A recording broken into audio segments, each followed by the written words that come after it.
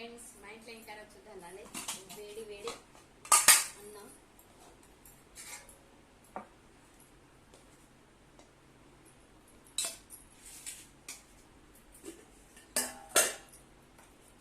చామగడ్డ టమాటా బాగుంటుంది.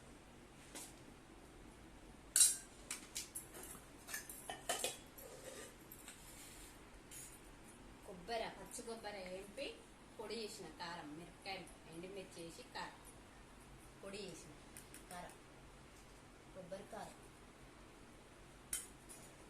కొంచెమే చేసిన, పెరుగు,